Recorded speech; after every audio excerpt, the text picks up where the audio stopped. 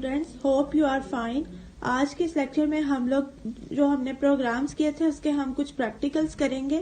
हम लोगों ने पढ़ा था कंडीशनल और unconditional transfer of control. Conditional means के मशरूत तरीके से अपने प्रोग्राम के ट्रांसफर को प्रोग्राम के एक पार्ट से किसी दूसरे पार्ट पे मूव करवाना, और जो अनकंडीशनल था उसके अंदर हम लोगों ने पढ़ा था गैर मशरूत तरीके से अपने ट्रांसफर ऑफ कंट्रोल को प्रोग्राम के एक पार्ट से दूसरे पार्ट पे मूव करवाना बाय स्किपिंग टू और मोर लाइंस। अब हम सबसे पहले प्रोग्राम करेंगे अनकंडीशनल ट्रांसफर ऑफ कंट्रोल में। अनकंडीशनल ट्रांसफर ऑफ कंट्रोल में हम लोगों ने स्टेटमेंट पढ़ी थी go to statement. Go to statement में क्या होता था कि बगैर किसी कंडीशन के हम अपने ट्रांसफर ऑफ कंट्रोल को प्रोग्राम की एक लाइन से किसी दूसरी लाइन पे मूव करवा देते थे। तो चलें इस प्रोग्राम को देखते हैं। सबसे पहले ये प्रोग्राम है जिसके अंदर मैंने simple go to statement use किया और ये program unconditional transfer of control में लिखा गया है। चलें इसको स्टार्ट करते हैं। सबसे पहले हम इस प्रोग्राम में एक सिंपल सा प्रोग्राम करेंगे जिसमें हम लोग सम करेंगे, एडिशन करेंगे टू नंबर्स का। सबसे पहले हम इसको लाइन नंबर 10 से स्टार्ट करते हैं। a is equal to 20। Line पे मैंने वेरिएबल ले लिया a is equal to 20। a एक वेरिएबल लिया और उसको वैल्यू साइन कर दी 20। लाइन नंबर 20 पे मैंने एक दूसरा वेरिएबल लिया b के नाम से और उसको एक वैल्यू साइन कर दी 30। लाइन नंबर 30 पे आ जाएंगे। लाइन नंबर 30 पे हम क्या करेंगे, फार्मूला लगाएंगे इन दो वैल्यूज का, इन दो वेरिएबल्स को ऐड करने का। एक मैं थर्ड वेरिएबल लूंगी जिसके अंदर मैं a और b की वैल्यू स्टोर करवाऊंगी, यानी कि लाइन नंबर 30 पे c is equal to a plus b। Line number 40 पे आ जाए। लाइन नंबर 40 पे मैंने सिंपल स्टेटमेंट यूज की है गो टू 60, यानी कि मैंने उसको बोला है कि तुम गो टू 60, यानी कि लाइन नंबर 60 पे चले जाओ। लाइन नंबर 50 पे मैंने लिखा है प्रिंट सी। प्रिंट सी का क्या मतलब है, इसके अंदर इन्वर्टेड कॉमास नहीं लगे हुए। प्रिंट सी यानी कि जब हम वेरिएबल ऐसे ही लिखते हैं तो उसके अंदर हम उसकी वैल्यू स्टोर करवाते हैं। उसके बाद लाइन नंबर 60 पे आ जाए। लाइन नंबर 60 पे मैंने प्रिंट की स्टेटमेंट लगाई अगेन, लेकिन सम को मैंने इन्वर्टेड कॉमास में लिखा और आगे सेमी कॉलन के बाद सी। लाइन नंबर 70 पे हमारा प्रोग्राम एंड हो जाएगा। अब हम इसको रन करेंगे। जब हम रन करेंगे तो हमने प्रोग्राम के अंदर एक सिंपल स्टेटमेंट लगाई थी कि तुम गो टू 60 पे चले जाओ। गो टू 60 लाइन जो है वो प्रिंट होगी स्क्रीन पे, 50 को वो स्किप कर देगा। अनकंडीशनल ट्रांसफर ऑफ कंट्रोल में हम लोग यही पढ़े थे कि प्रोग्राम के एक पार्ट को एक जगह से किसी दूसरी जगह पे मूव करवा देना, ये हमारा गो टू स्टेटमेंट में होता है। ठीक है, यानी कि अनकंडीशनल ट्रांसफर ऑफ कंट्रोल में हम क्या करते हैं, बगैर किसी कंडीशन के प्रोग्राम को एक लाइन से दूसरी लाइन पे मूव करवा देते हैं। ठीक हो गया। अच्छा, उसके बाद एक और प्रोग्राम देख लेते हैं जो मैंने लिखा है कंडीशनल ट्रांसफर ऑफ कंट्रोल में। कंडीशनल ट्रांसफर ऑफ कंट्रोल में हम कोई स्पेसिफिक कंडीशन देते हैं और उसके अकॉर्डिंग हम अपनी प्रोग्राम की लाइंस को एक पार्ट से किसी दूसरे पार्ट पे मूव करवाते हैं। ओके, मैंने यहाँ पे एक प्रोग्राम लिया। ये मैंने आपको प्रोग्राम पहले भी करवाया था, ड्राई रन करके बताया था। चलें इस प्रोग्राम को स्टार्ट करते हैं। लाइन नंबर 10 से मैंने लिखा input enter first number. User से नंबर एंटर करवाएंगे जो कि ए में स्टोर हो जाएगा। लाइन नंबर 20 पे इनपुट एंटर सेकंड नंबर। ये सेकंड नंबर लेंगे यूजर से, यूजर खुद नंबर एंटर करेगा। लाइन नंबर 30 पे इनपुट या तो वन अगर प्रेस करे तो एडिशन हो, 2 एंटर करे तो सब्ट्रैक्शन हो, 3 हो तो मल्टीप्लीकेशन, 4 हो तो डिवीजन। और उसके बाद सी में कोई नंबर स्टोर होगा, लाइक जैसे सी में वो नंबर स्टोर होगा जैसे अगर आप 1 एंटर करेंगे तो वो सी में सी मीन्स के यूजर को वैल्यू देने के लिए यूजर सी में वैल्यू खुद एंटर करेगा। अगर 1 प्रेस करेगा तो एडिशन होगा, जो उसकी चॉइस है वो अपने मुताबिक करेगा। लाइन नंबर 40 पे आ जाए ऑन सी गो टू 50, 60, 70, 80, यानी के ऑन सी में वैल्यू हो तो गो टू 50, 60, 70, 80। सी में वो कोई भी वैल्यू एंटर करे, अगर 1 करता है, 2 करता है, उसी के अकॉर्डिंग वही लाइन नंबर एग्जीक्यूट होगा। जैसे लाइन नंबर 50 पे प्रिंट की स्टेटमेंट लगी हुई है, एडिशन होगा। 60 पे print a minus b subtraction होगा। 70 पे a स्टैरिक b। इसमें क्या होगा, इसके अंदर जो है मल्टीप्लीकेशन होगी, यानी कि a इंटू बी। उसके बाद लाइन नंबर 80 पे a divided by b।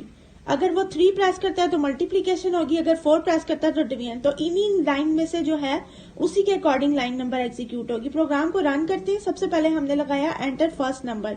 Enter first number लिखा, हम लोग यूजर ने नंबर एंटर किया 11।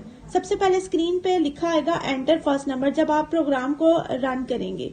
एंटर फर्स्ट नंबर, उसके बाद क्वेश्चन मार्क। क्वेश्चन मार्क क्यों आया? क्योंकि जो हमने लाइन नंबर 10 लिखी थी, एंटर फर्स्ट नंबर, सबसे पहले लाइन नंबर 10 एग्जीक्यूट होगी। मैंने क्या किया था, एंटर फर्स्ट नंबर को इन्वर्टेड कॉमर्स में लिखा, आगे सेमी कॉलन लगाया और फिर वैल्यू ए लिखी। तो सेमी कॉलन की वजह से स्क्रीन पे क्वेश्चन मार्क प्रिंट होगा। उसके बाद आगे हम लोग, यूजर कोई भी नंबर एंटर करता है, लाइक वो 11 कर लेता है, उसने 11 एंटर किया, उसके बाद फिर 11 लिखने के बाद वो एंटर प्रेस करेगा, एंटर सेकंड नंबर स्क्रीन पे लिखाएगा, लाइन नंबर 20 एग्जीक्यूट होगी। लाइन नंबर 20 पे उसने नंबर दिया 4 में क्या होगा, 4 में डिवीजन होगी। उसके बाद जब एंटर करेगा फिर लिखा हुआ आएगा स्क्रीन पे 1 addition, 1 for addition, 2 for subtraction, 3 for multiplication, 4 for division. और उसके बाद उसने 3 एंटर किया, 3 में मल्टीप्लीकेशन हो रही है, तो 3 में क्या होगा, यानी कि लाइन नंबर मीन्स के जैसे ये 11 और 4 आपस में मल्टीप्लाई हो जाएंगे तो आंसर इज 44 और प्रोग्राम हमारा एंड हो जाएगा। उसके बाद हम एक और प्रोग्राम करते हैं। ये प्रोग्राम भी हमने कंडीशनल ट्रांसफर ऑफ कंट्रोल में किया है। हम लोग जो है इसमें 2 स्टेटमेंट यूज करते हैं। हाँ जी, इससे पहले जो हमने प्रोग्राम किया वो हमने किया ऑन गो टू स्टेटमेंट में, जो हम कंडीशनल ट्रांसफर ऑफ कंट्रोल में पढ़ रहे थे। कंडीशनल ट्रांसफर ऑफ कंट्रोल में हम एक स्पेसिफिक कंडीशन दे देते हैं और उसके मुताबिक हमारा प्रोग्राम एग्जीक्यूट होता है।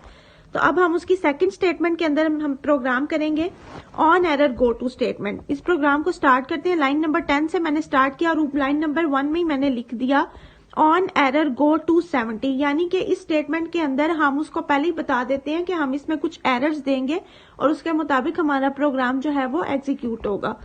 लाइन नंबर 10 पे हम उसे मैसेज दे देते हैं, हमारा कंपाइलर जो है वो एक्टिव हो जाता है और उसे पता चल जाता है कि इस प्रोग्राम में अगर कोई एरर आएगी तो वो उसी के मुताबिक कोई ना कोई लाइन जो है वो एग्जीक्यूट करेगा। लाइन नंबर 20 पे आ जाए, फिर मैंने एक वेरिएबल लिया a is equal to 3, line number 30 पे b इज इक्वल टू 8, 40 पे मैंने क्या किया, एक स्टेटमेंट लगा दी, मैंने एक c वेरिएबल लिया, थर्ड वेरिएबल, उसके बाद is equal a into b, a और b मल्टीप्लाई होके c में स्टोर होंगे। लाइन नंबर 50 पे आ जाए, मैंने एक स्टेटमेंट लगाई print result is equal to c, लेकिन अब आपको स्क्रीन पे नजर आ रहा होगा कि मैंने PRIN के बाद t नहीं लिखा, तो इसका मतलब यह है कि मेरी लाइन नंबर 50 में एरर होगी। उसके बाद लाइन नंबर 60 पे हमारा प्रोग्राम एंड हो जाएगा। लाइन नंबर 70 पे आ जाए, लाइन नंबर 70 पे हम लोगों की 2 स्टेटमेंट्स लगी हुई हैं, एक print error code is ERR मैंने आपको बताया था, ये ऑटोमेटिक वेरिएबल्स होते हैं जो प्रोग्राम या कंप्यूटर हमें खुद से देता है। इसके अंदर वो कोई ना कोई एरर कोड हमें स्क्रीन पे प्रिंट करवाएगा और ये उसकी मर्जी के मुताबिक होगा। उसके बाद लाइन नंबर 80 पे आ जाए, print error is on line ERL में क्या होता है कि वो लाइन नंबर शो होता है जिसके अंदर हमारी एरर होती है। लाइन नंबर 90 पे आपका प्रोग्राम एंड हो जाएगा। उसके बाद आप इस प्रोग्राम को रन करके देखते हैं। आप इसको रन करेंगे, सबसे पहले लाइन नंबर 10 एग्जीक्यूट होगी, ठीक है। उसके बाद लाइन नंबर 20 पे आ जाए, लाइन नंबर 20, फिर लाइन नंबर 30, लाइन नंबर 40, लेकिन लाइन नंबर 10 पे क्या लिखा हुआ है, ऑन, लाइन नंबर 10 पे गौर से देखें, लिखा हुआ है on error go to 70। Error के आने पे हमने लाइन नंबर 70 पे जाना है, यानी कि जब हमारे प्रोग्राम में एरर आएगी तो हमने लाइन नंबर 70 पे जाना है। तो देखें लाइन नंबर 70 क्या है, अगर तो एरर आती है, लेकिन हम लोग देखें कि अगर वो लाइन नंबर 50 को एग्जीक्यूट करता है, print result is equal to c, इधर मैंने t नहीं लगाया, ये मेरी सिंटैक्स एरर है। अब क्या होगा, अब वो लाइन नंबर 50 को एग्जीक्यूट करने की बजाय लाइन नंबर 70 पे चला जाएगा। प्रोग्राम को रन करेंगे, error code is 2, line number 70 को एग्जीक्यूट करेगा, एरर कोड क्या आएगा, कोई भी नंबर दे देगा, लाइक उसने 2 दे दिया। उसके बाद लाइन नंबर 80 पे आ जाए, print error is on line number, जिस लाइन नंबर पे एरर होगी वो लाइन नंबर हमें दिखाएगा, error is on line number 2 के बाद एरर कोड इज 2 के बाद जब आप एंटर प्रेस करेंगे तो वो आपको स्क्रीन पे मैसेज देगा error is on line number 50। उसके बाद ओके के बाद वो क्या करेगा, आपको लाइन नंबर 50 भी स्क्रीन पे दिखा देगा, लाइन नंबर 50 को भी एग्जीक्यूट करेगा और आपको बता देगा कि आपकी इस प्रोग्राम में एरर है, ठीक है। उसके बाद एक और चीज, अब ये कोड स्क्रीन पे देखें, एक और मैंने जो है वो प्रोग्राम लिखा है, इसको मैंने, अब लाइन नंबर 50 जो है वो उसने आपकी स्क्रीन पे दिखाई, ठीक है। अब आप क्या कर सकते हो, आपको मैंने चैप्टर नंबर 2 में जो एक स्टेटमेंट पढ़ाई थी एडिट के नाम से, कि अगर आपकी लाइन में कोई भी मिस्टेक हो या उसमें आप कुछ भी चेंज करना चाहते हो तो आप उसको एडिट स्टेटमेंट के थ्रू कर सकते हो। तो अब क्या होगा, अगर तो उसने हमें स्क्रीन पे बता दिया कि हमारी इस लाइन में एरर है तो हम उसको उधर ही ठीक कर लेंगे। लाइन नंबर 50 को हम क्या करेंगे, लाइन नंबर 50 पे आएंगे, उसके बाद यहाँ ही हम कर्सर एरो कीज के थ्रू लाइन नंबर 50 पे जाएंगे और उधर ही उसको रीन्यू कर लेंगे। प्रिंट मैंने लिख दिया रिजल्ट इज इक्वल्स टू सी, और उसके बाद प्रोग्राम को दोबारा से रन करेंगे और रिजल्ट हमारा क्या आ जाएगा 24। यानी कि हमने इस प्रोग्राम में क्या करना था, ए और बी को मल्टीप्लाई करना था। ए और बी को मल्टीप्लाई किया तो आंसर क्या आ गया 24, और एरर हमारी किस में थी, लाइन नंबर 50 में। इस प्रोग्राम को आपने अच्छे तरीके से करना है, ठीक है। अपना ख्याल रखिएगा, स्टे होम, स्टे सेफ, अल्लाह हाफिज।